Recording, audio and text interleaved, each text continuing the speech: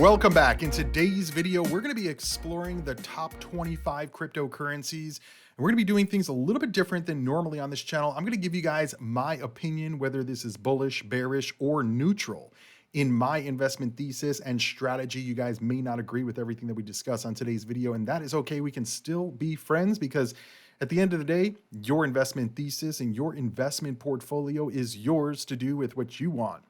But what we're going to do on today's video, guys, I've had this channel since 2018. We've uploaded almost every single day on this channel, and now we are in the 2024-2025 bull market.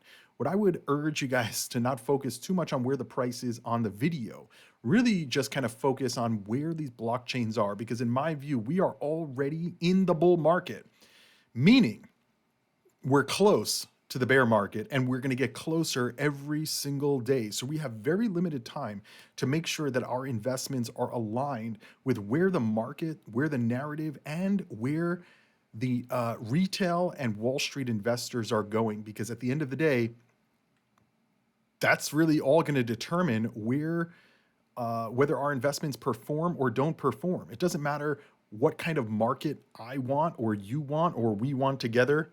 It matters the market that is in front of us. And that is what we are going to be discussing in today's video. I have a lot of different tabs open with other insights and things that we're going to look at, like DeFi. We're going to look at token unlocks. We're going to look at USDC on these chains and other analysis of where we are in the market. So make sure you guys are subscribed to the channel. Don't forget to give the video a free thumbs up. Let me know what you guys think down below, and let's keep it nice and chill down in the comments, even if you don't agree. So again, we're going to talk about whether I'm bullish, bearish, or neutral on each of these individual coins. We're going to start with Bitcoin, obviously. Guys, I mean, do I really even need to say it?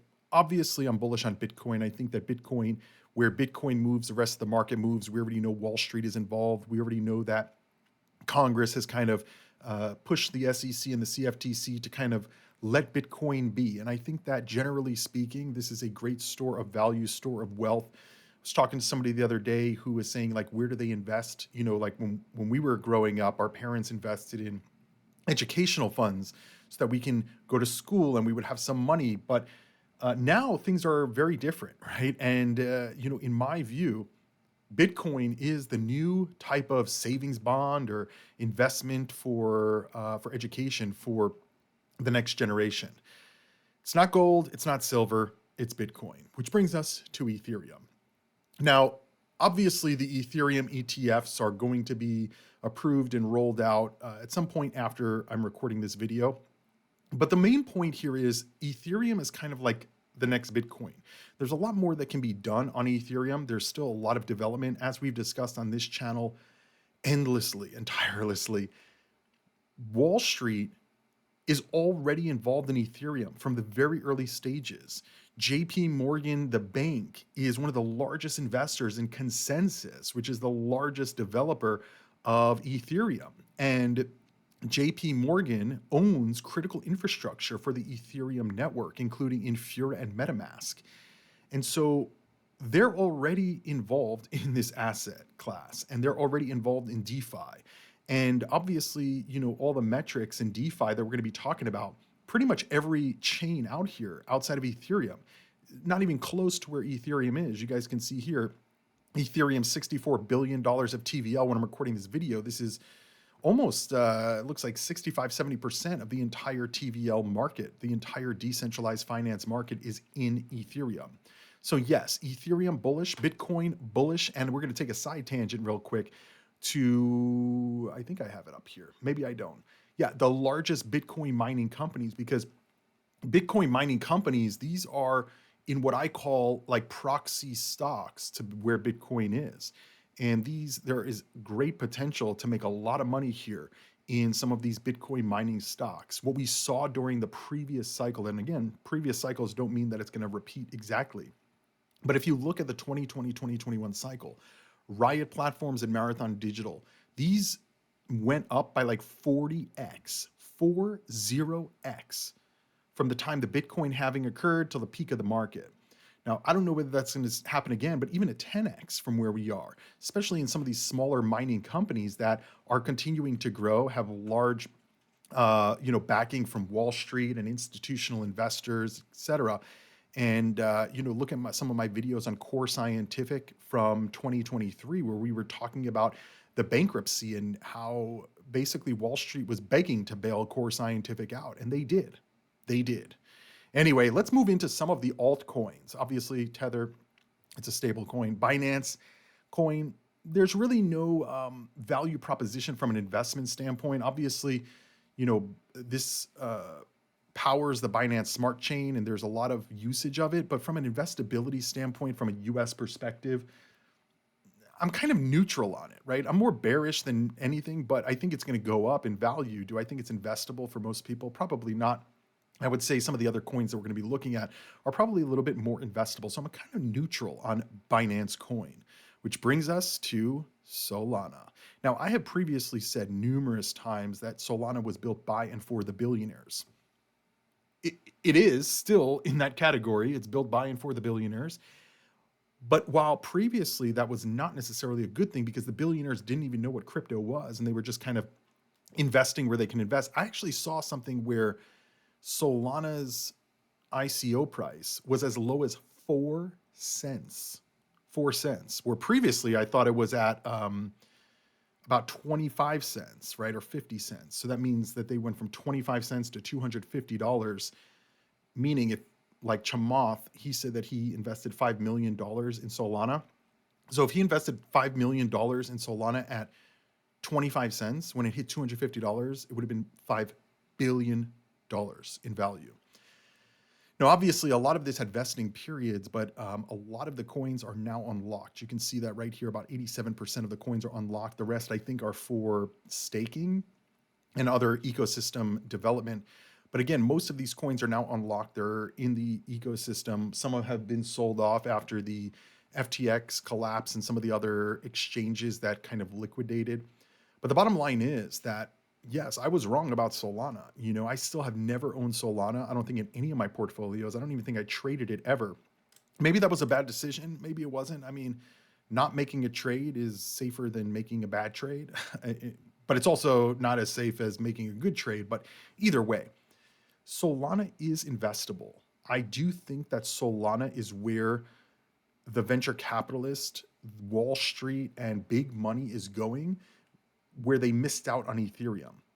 They missed out on Bitcoin. They see Solana as the big thing.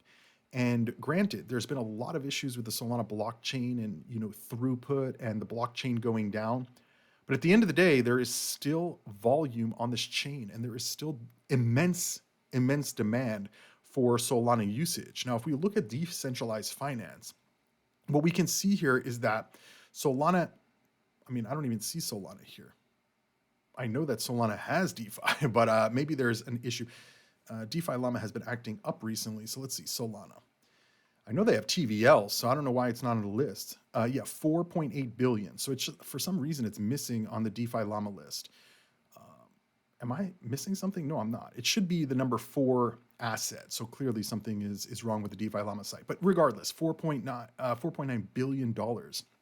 There's coins that we're going to be covering that have been around significantly longer than Solana, and they don't even have 1/10 of what Solana has locked, right? And if you look at the Solana, the number of Solana in DeFi, not the US dollar perspective, right? By just clicking Solana, you can see that after the collapse or towards the collapse of FTX, massive drawdown in TVL in terms of Solana locked inside. But you can see that since October, November of 2023 till now, there's been a huge increase. We went from about 10 million Solana locked to about 30 million Solana locked. So that's a 3x. And I don't even think all of the money that is coming or going to be coming from Wall Street has entered the space yet. But again, a lot of these investors that either didn't sell during the last cycle or just still believe in Solana, they've been pumping a lot of money, time, resources, and energy of their companies into making sure Solana has products to build out the ecosystem and effectively be one of the main contenders in the crypto space. Listen, we're still at an $80 billion market cap right now. But we are in the bull market, in my view. Post-halving 2024, we're in the bull market. So is Solana going higher? Highly likely that it is. Are we going to see a pullback? I don't know. The recent pullback has been about to $150, right? And I don't know that we're going back under 100 during the bull run. Maybe we will, maybe we won't. But I'm kind of neutral on Solana as well. I think it is investable, but you're up against Wall Street. You're up against billionaires who will dump their coins, right? This whole thing from the first cycle and second cycle and even third cycle, people were like, oh, well, but Cryptoviser, we're never going to sell. We're never going to sell. It's like, guys, Wall Street is here. That whole narrative about we're never going to sell, we're here to do the right thing and to change the world. Wall Street does not give a shit about that, and billionaires do not give a shit either. They will dump their coins on you. And that's one of the reasons that I'm kind of hesitant to buy into Solana, because of that ongoing situation that if you're buying, who's selling? Who's selling? They probably bought it at 25 cents and they're just going to keep dumping. And so I don't know when Solana will reverse or correct during the cycle, or even if it will. And that's kind of like, I just don't know. And as you guys can see, these top 4 cryptos that we've talked about so far, I don't really have an opinion on. These are the largest cryptos in the world, right? There's room to make money, but there's, I think, more room to make money in some of the smaller market cap cryptos that we're going to be covering in just a few minutes. That brings us to USDC. Now, USDC, we are going to talk about with some of the other coins, but USDC is key. Circle, which issues USDC, is coming back to the United States as their headquarters. They're going to IPO. They are already the digital dollar of the United States. I'm sure that they had a heavy, heavy hand in the influence of whatever the stablecoin bill will pass, whenever it does pass in the United States, to create stablecoin laws. And so any chain that doesn't have USDC natively integrated on the chain, they're going to have an uphill battle for Wall Street to be interested in those coins. So any coins that are in the top 25 that have no native USDC issuance, huge big issue that we're going to be talking about as we go through these cryptos. And that brings us to XRP, which doesn't have USDC natively integrated. They don't have Tether natively integrated. And they're even talking, Ripple is even talking about creating their own stable coin. And by the way, today I'm drinking orange juice. Typically on my videos, we're all drinking coffee, but this is kind of a little bit of a different video, so I figure we switch it up. Anyway, listen, for me, XRP is one of 2 highly uninvestable cryptos. Number 1, XRP has gone through the gauntlet, right? Multi-year, $200 million lawsuit from the SEC against Ripple. Ripple won the case. XRP on secondary sales effectively won the case that it's not a security, and the price barely moved. And what we're seeing with XRP and some other coins that we're going to be talking about is what one YouTuber coined the phrase, pun intended, coined the phrase, bagitis, where the only people who are talking about this coin are the people who own the coin. And the people who own the coin because they're in the red, because they're not in profit. And that's a big issue right now, not just for XRP, but for some of the other coins that we're going to be talking about as well. Because a lot of the influencers or the big accounts that you hear and see from quite often, they're trying to talk up XRP. But the bottom line is, Ripple has been selling XRP every single month since 2017 at least. And we know this from the Ripple escrow account. And they continue to do this. And Ripple's main business does not involve XRP at all. At all. And so this is a huge overhang that you have Ripple, which is supposed to be supporting the coin and supporting the ecosystem. They're selling into the ecosystem. I mean, what is the solve for that? Right? Well, ultimately, Ripple needs to burn the coins. I don't think they're going to do it, but that's what they need to do. Because otherwise, you're buying your coins effectively from Ripple. And that's a huge red flag. And so if it's not Ripple, it's from the bag holders that are just trying to pump the coin up. But after the SEC lost the case against Ripple, you can see that the price kind of shot up here back in July of 2023. I think that's when it was. It went from 46 cents, which basically we're at when I'm recording this video, up to 80 cents and then just dropped right back down. Why did it drop right back down? Because people were selling, right? There's nothing that people are looking forward to with XRP. No smart contracts, no USDC integration, no Tether integration, no DeFi, no interoperability, no cross-chain bridges. These are huge problems. Now, I'm not saying Ripple doesn't have a business, because Ripple does have a business, right? But their business doesn't need XRP. XRP helps make things move faster and smoother through on-demand liquidity, formerly known as XRapid, that utilizes RippleNet and the XRP coin. But think about it. If Ripple really was planning on using XRP in the future and helping grow the ecosystem, not just of Ripple, but of XRP, why wouldn't they just burn the coins? Why wouldn't they use the coins in the ecosystem instead of just selling it from escrow?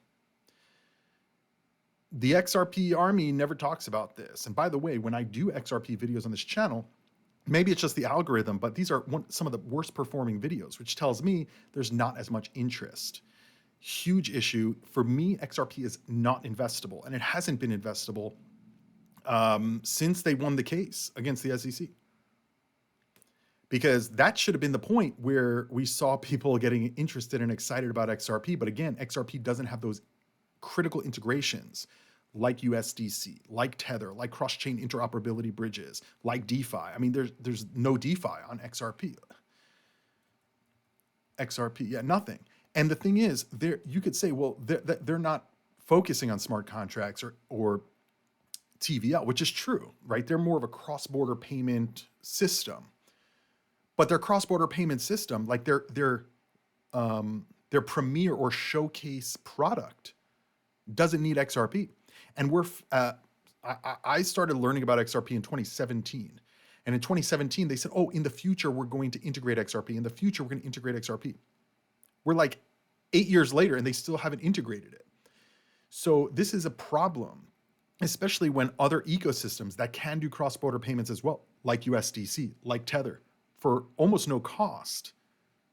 Do you really need Ripple or XRP? Ripple maybe yes, but XRP, big question mark. So yeah, I worry about XRP and the holders of XRP, because I just don't see personally the investability of this coin currently. Which brings us to Dogecoin, right? People are going to say, but Cryptoviser, you think XRP is not investable? But do you think Dogecoin is investable? No.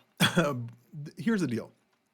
There's a difference between trading in the market, buying a coin because you think the price is going to go up and then selling, and holding for an investment, a longer period of time. Personally, Dogecoin is not a long-term investment. And part of the reason is because of the inflation aspect. A lot of people don't really study the tokenomics of these coins. On this channel, we study the tokenomics. Look at some of my videos that I posted recently called Exploring Whatever Crypto. We go through the tokenomics. And part of learning about these tokenomics is understanding their inflation rate. How many coins are created every single year? How many are going to be created? What is the max cap of these coins? And part of the issue with Dogecoin is that it's inflating by about 5 billion coins per year. And so if we look at the total supply right now, we're at 145 billion coins. So by the next cycle, we're going to have 20 billion more coins. And Dogecoin does have a coin burning mechanism here. But long term, this is a huge overhang. The same way that with XRP, you have all the bag holders. With Solana, you have all of the billionaires ready to dump their coins. Whatever price they're going to dump at, they have prices in their head they're ready to dump at. It's the same issue with Dogecoin. Now, here's the deal. Tradability for Dogecoin? Absolutely. I think that Dogecoin, it's probably going to melt faces this cycle. I mean, if we had $100 billion of a joke dog coin that Elon Musk loves, and like it's kind of the anti-Wall Street. It's kind of like Wall Street, go F yourself. You think crypto's not good? We're going to put a dog on a coin that does nothing, that inflates by 5 billion coins a year, and we're going to pump it to $1 trillion eventually, right? It's definitely possible. So, I mean, even if we just look at the price of Dogecoin in the last few months, we went from 8 cents in February all the way up to 23 cents, which is basically a 3x in March, right? In 1 month, it 3x'd. That's a you put $100 in and then you take $300 out. You put $500 in, you take $1,500 out, right? That's how a trade works. And I do think that with these meme coins or dog coins or cat coins, these are tradable for a small portion of your portfolio, in my personal opinion. This is not financial advice, and nothing we talk about is financial advice. These are just my opinions. I could be wrong about anything and everything that we talk about in today's video and all my videos on the channel. So it's imperative that you do your own research and your own due diligence to understand the risks involved, because there are risks and you can lose all your money. And by the way, on that note, don't forget to give the video a free thumbs up. Also hit that subscribe button. We upload quite often on this channel, historically every single day, but we've kind of slowed down a little bit. But I'd appreciate if you guys continue to give feedback down below in the comments about other videos that you want to see and discussions that you want to have about these different cryptos. So investability, Dogecoin is a no. Tradability, Dogecoin is a yes. And that really goes for all of the meme coins as well. And that brings us to Toncoin. Honestly, I don't know anything about this coin. I'm not really interested in anything about this coin. It's a Telegram specific crypto. They're talking about potentially integrating Toncoin in their ecosystem. But why do you need Toncoin when you can use USDC? Why do you need Toncoin when you can use Bitcoin or Ethereum? Like, it's just, I don't know why it's even in the top 10. I don't know enough about it. Maybe I need to do more research on it. So for this situation, I'm very neutral on it. I don't really have an opinion for or against, because I don't know enough about it. And honestly, we're in the bull market and not really that interested in coins that are already in the top 10, learning more about them at this point, because I want to know what coins can enter the top 10, right? That brings us to Cardano. Now, if you've been watching my videos for a long time, you clearly know I don't even like talking about Cardano anymore. It's it's completely uninvestable in my view at this current moment, for many different reasons. One is the inflationary rate of the coin is completely out of control, and it's been out of control, and the ecosystem is totally fine with it.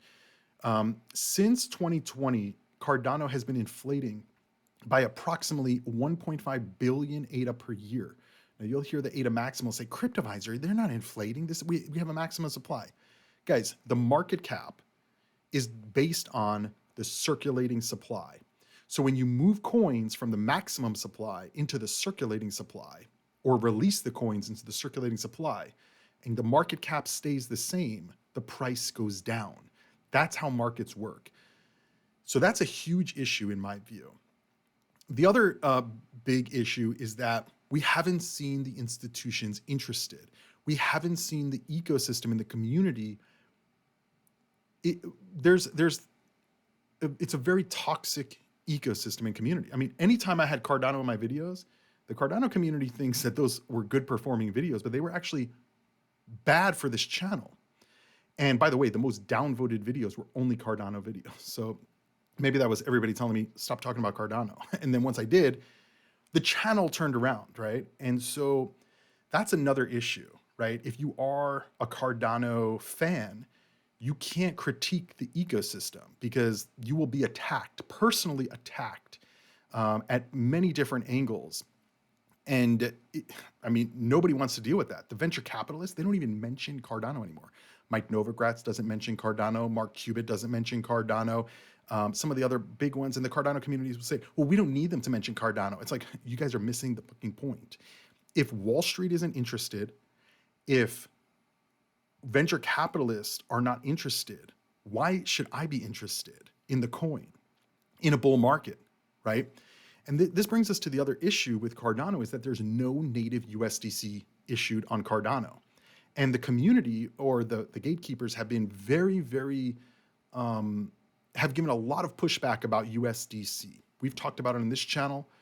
I know there's people in the community that tried to push for USDC deployment. Not looking good. And at this point, I think that it's a combination of Circle not interested in Cardano due to lack of usage of the chain, because keep in mind, when Circle initiates native USDC on these blockchains, they have to pay a lot of money to get it integrated and to keep engineers on top of everything to make sure everything is legit. They don't want to be on Cardano when most of the Cardano community say, well, we don't want a centralized coin that can be frozen. And so to Circle, they're going to say, wait, you don't want a secure stable coin on your blockchain? That doesn't make sense. No, we don't want Circle to be able to freeze coins. It's like, wait, if I had $1,000 in a stable coin on any blockchain and somebody hacked that blockchain and stole my $1,000, yeah, I want it back.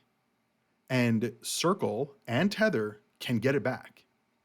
Do I agree with that mechanism? I don't. I'm kind of neutral on it, because there needs to be some centralized authority that can recover funds that are stolen, especially how much hacks there are in crypto, right?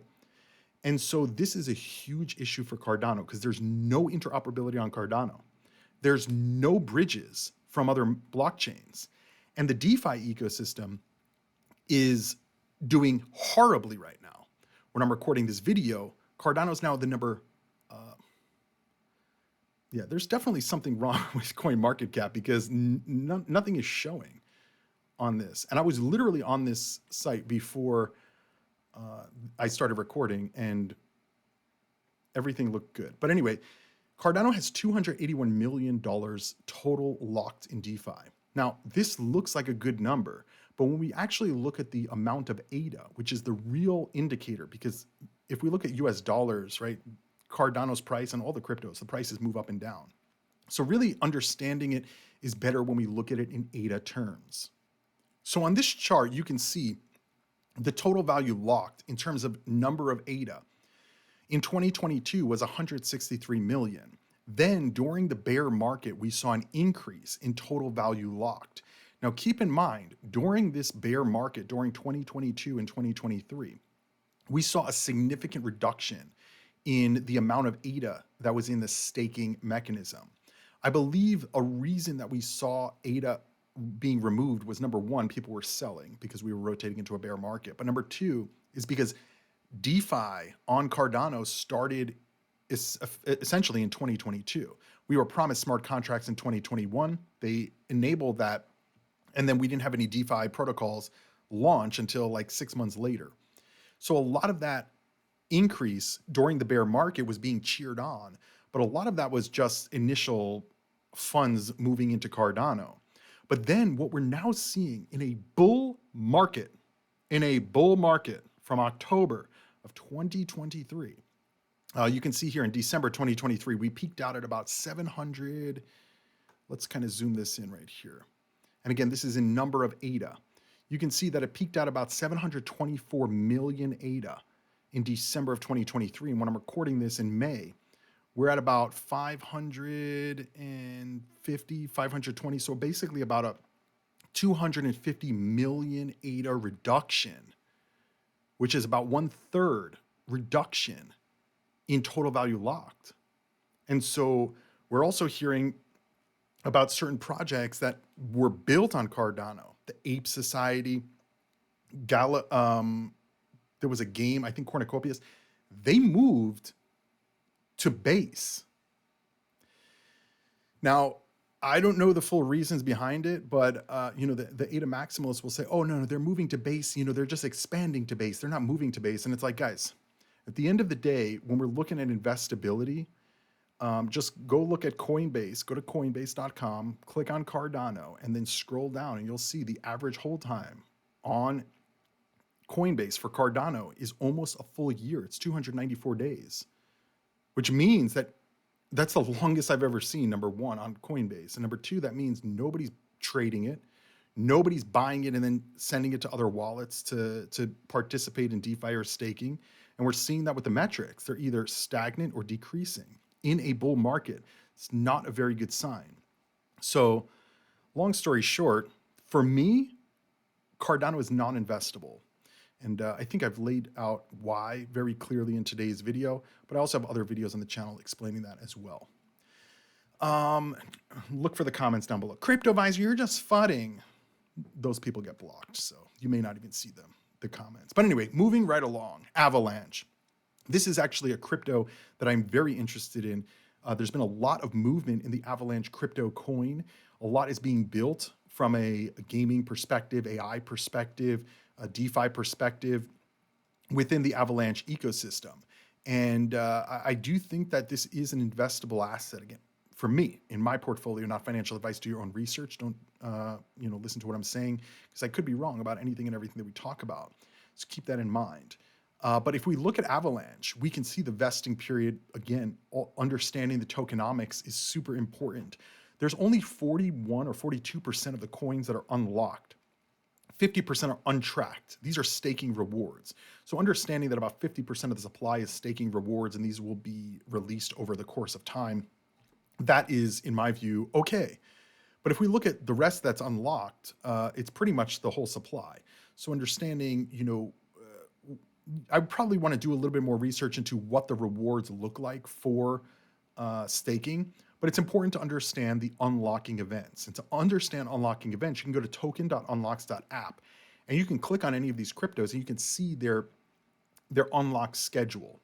Because a lot of these coins, they get vested over time. So every month, a certain amount of coins may be released into the ecosystem, and that is considered inflation. Because remember, when you're moving the coins into the circulating supply, into the available supply, these coins are now inflating the circulating supply, which decreases the price if the market cap stays the same.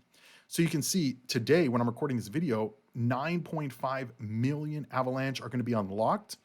The previous event was a few months prior. And, where are these coins coming from? I don't know. It says 2.5% of the supply is going to be unlocked. $383 million. Why is this important? Well, if you look at another coin like Arbitrum, Arbitrum had basically doubled their circulating supply in 2024 by unlocking or vesting these coins. And people were like, oh, it's not going to be that big of a deal. And if you look at the Arbitrum crypto, where is it? Arbitrum. It's now $1.19. And it went to a low of $1.90 something cents within a few weeks of me making this video. 2 months before that, when the unlock happened and they doubled the circulating supply, the price of the coin was in the $2 range. So you can see it's not an automatic switch, but it's a slow drain. So we went from $2 plus to basically under $1 within a few months of the circulating supply doubling. This is why understanding tokenomics and the unlock schedule or the vesting schedule is super important. It's important for XRP when Ripple is increasing the circulating supply by selling the escrowed XRP. It's important to understand in Cardano when they're funding projects that are not bringing an ROI, return on investment, back to the ecosystem. This is diluting every other holder of the coin. In a bull market, maybe it won't matter. So Avalanche, I do think that Avalanche could be a good investment, but make sure you guys do your research on Avalanche a little bit more in depth. And if you guys want me to do a more in-depth video on Avalanche, we can definitely do that. Shiba Inu, I don't really have any difference in opinion from Shiba Inu and Dogecoin. Shiba Inu does burn coins, but they're also inflating their circulating supply up by a lot. The issue that people, I would think, run into, like the regular retail everyday investor, is they look at this coin and they say, wow, if it just gets to $1, I can become a billionaire. But if everybody's thinking that, it's never going to get to $1, right? You always have to keep that in mind. The likelihood that Shiba Inu is going to get to $1 is almost zero, right? Because let's do the math. Let's do the math live on screen. All right, so if we look at the circulating supply, it's 589 trillion Shiba Inu. So if this got to $1, the market cap would be $589 trillion. Do you think that that's going to be possible? Maybe it will, but it's actually going to be even higher than that because that's going to take years to get to.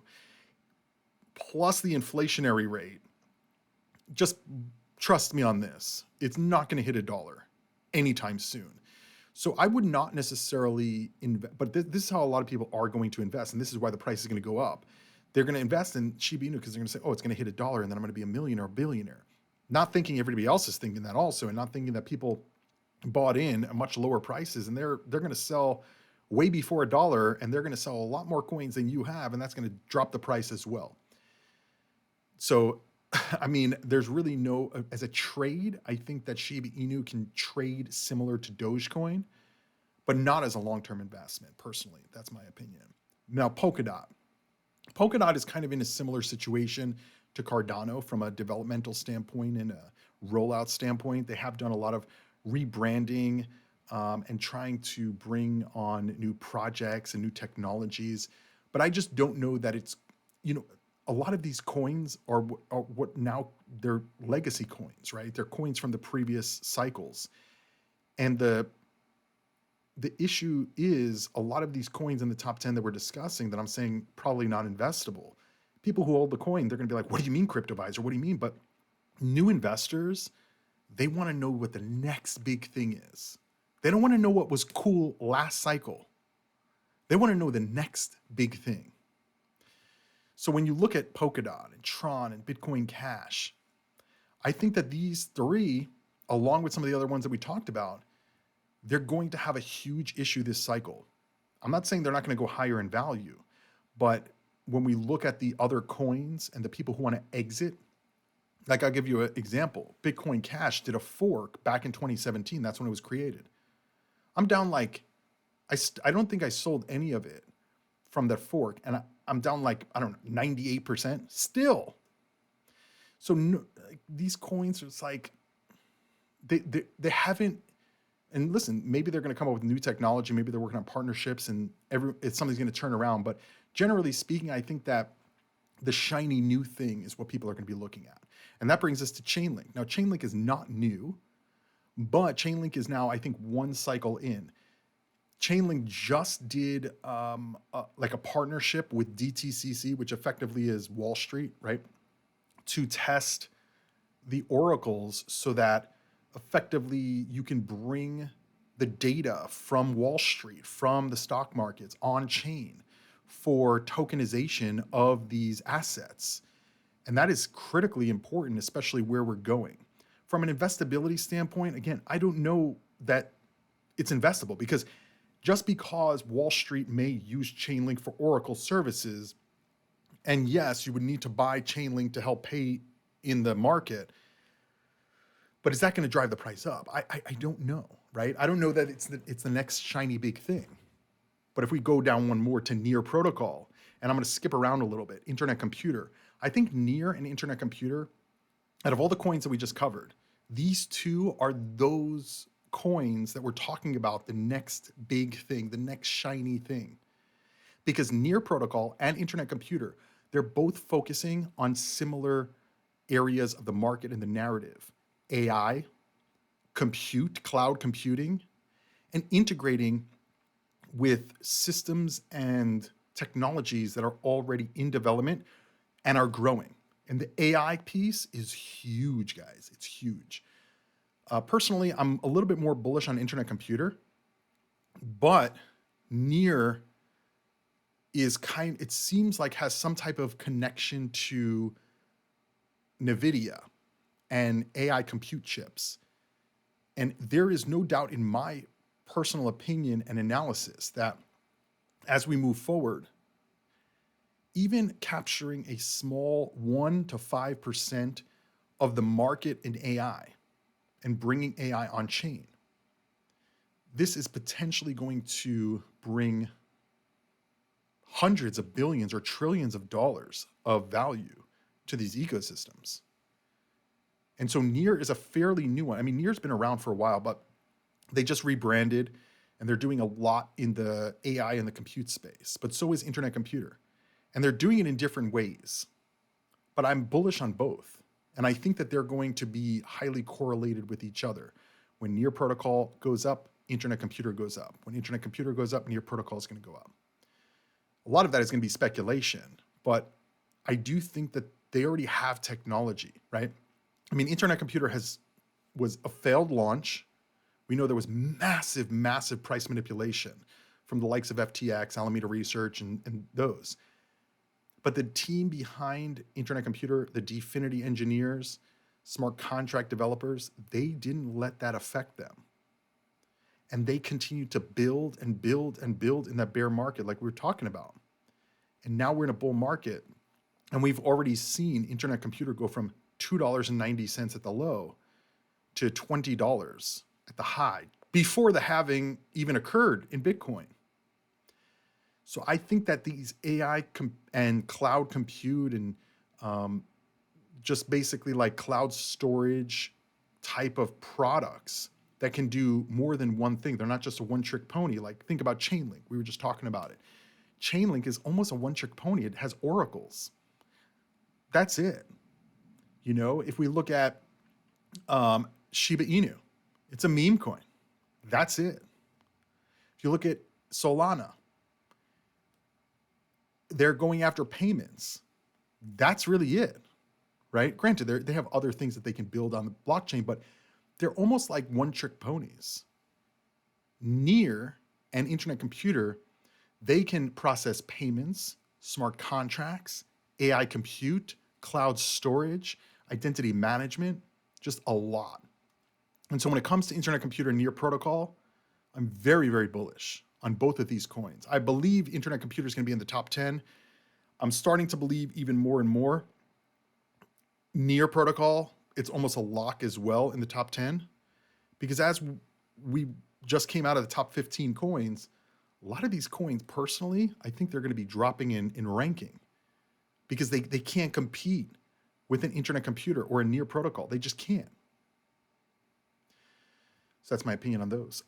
Moving on, Polygon.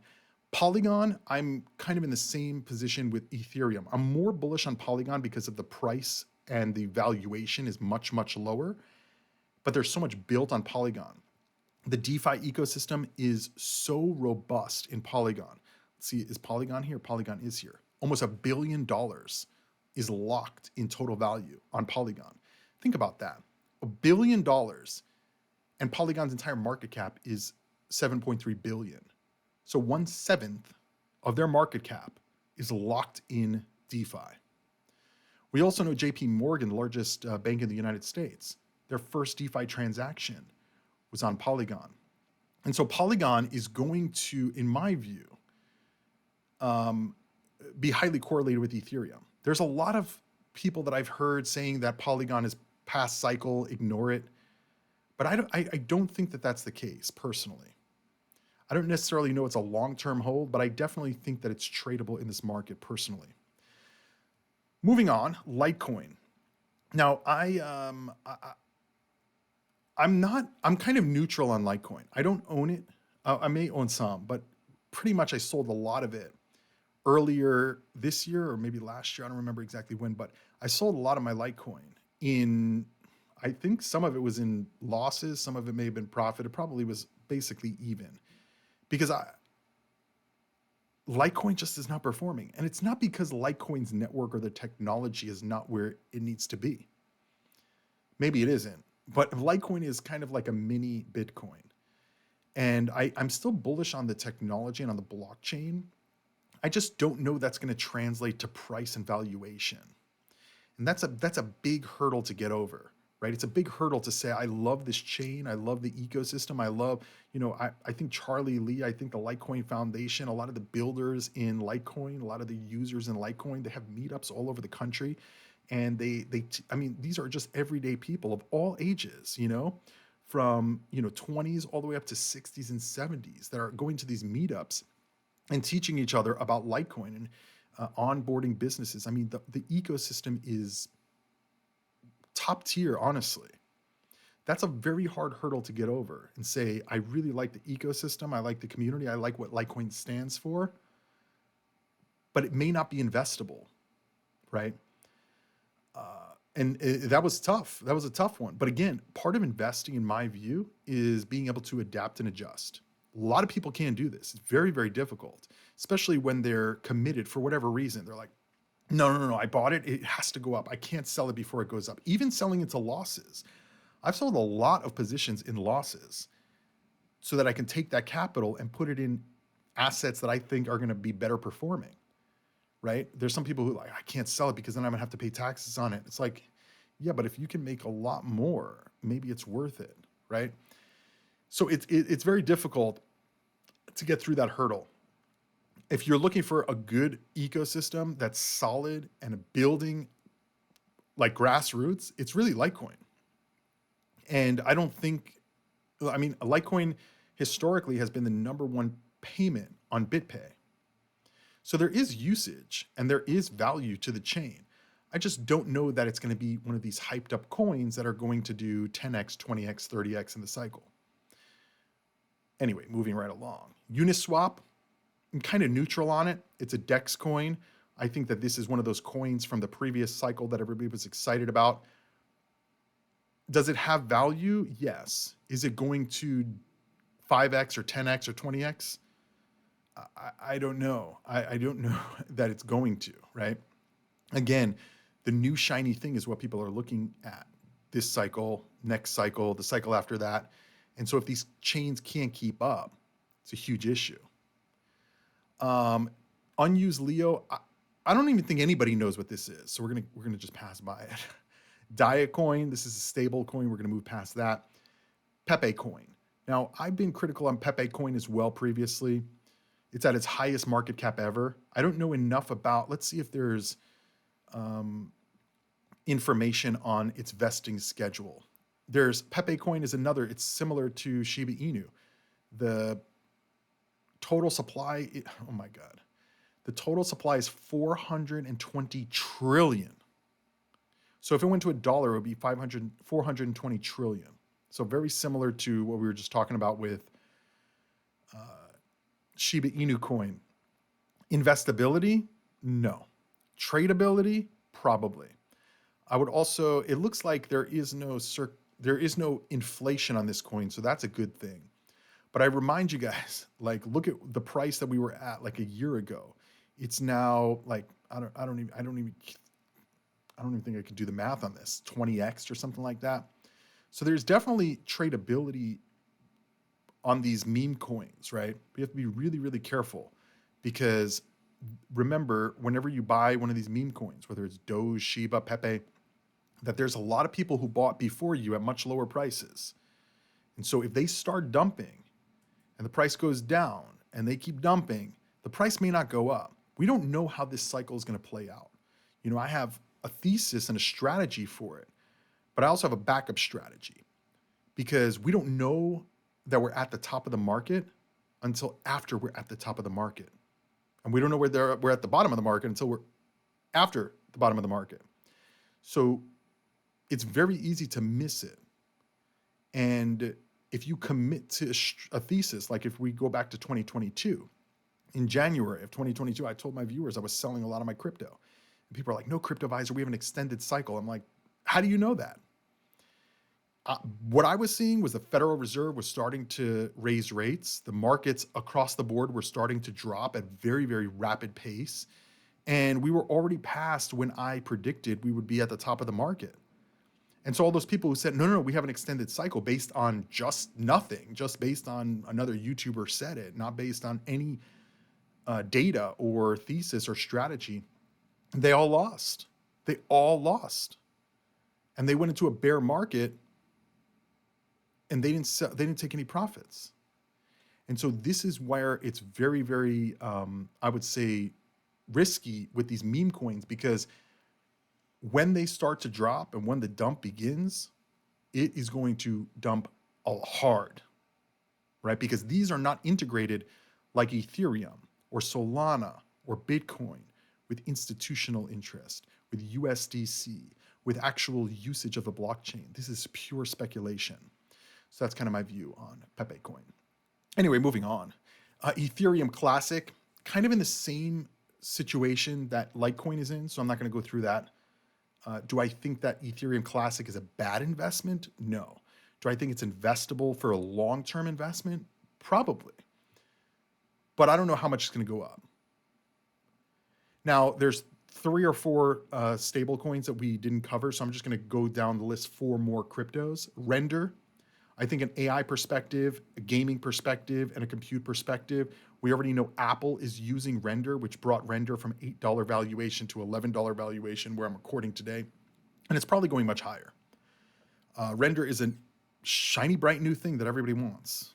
So with that, take that what it is. Let's actually look at the tokenomics of Render and see if there is, where are we? I think that the different sites have different market caps. But anyway, yeah, so you can see with Render, only 35% of the total supply is unlocked, meaning 65%, more than half of the coins are locked. What are they locked for? A user development fund and then a reserve, whatever that means. And the team, it looks like, is totally unlocked, and token sale totally unlocked. So definitely a little bit concerning, right? You don't want to be in a coin that has so many coins that are still locked and can be unlocked at any point, because that's where a dump can happen. I'm not saying it will happen, but it can happen. And I don't want to be in a coin that I'm more likely to get dumped on than not. And that's an issue. That's why inflation and understanding the inflationary aspects of these coins is critical. Hedera, we've covered in my videos. I am very bullish on it. I don't own it, but I am bullish on it. I do think that it's going to continue to grow. There was a lot of FUD coming from other communities about Hedera tokenizing a fund that BlackRock has. They didn't tokenize it for BlackRock. They tokenized it for a third party, but it is a BlackRock fund that is tokenized on Hedera. That is amazing news. And I imagine that we're going to see some more things like this based on some hints that I've seen from some of the developers and teams on social media. Again, that's just my opinion on it. I don't know that for sure. And then Aptos. I've done a video on Aptos as well. That I do think Aptos, it launched right before FTX collapsed.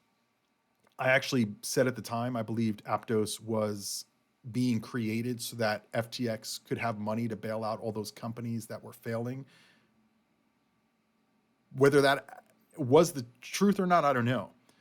But based on what I'm seeing on Aptos' development, I do think, as you guys can see, the further down the list we go, the more bullish I am on these coins for very simple reasons, right? Aptos, it looks like it could be the next shiny big thing.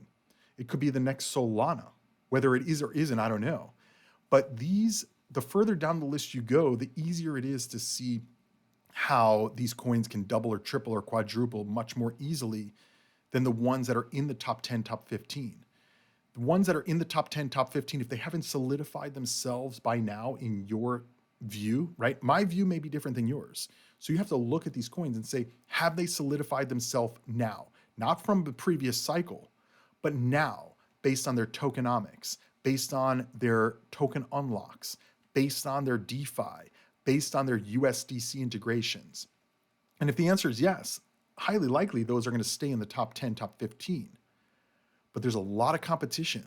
And the coins that are not at that level, XRP, Cardano, Toncoin, Polkadot, Tron, Bitcoin Cash, Litecoin, Uniswap, these coins have so much competition further down the list.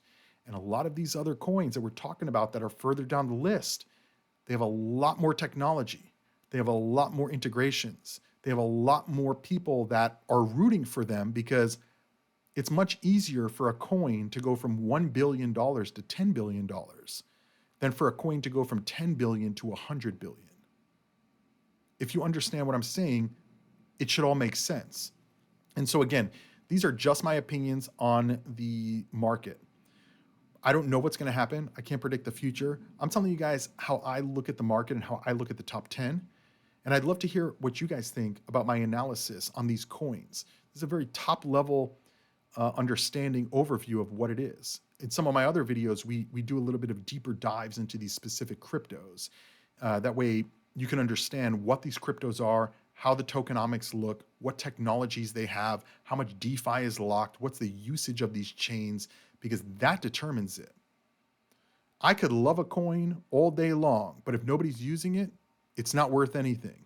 If they're not building, it's not worth anything.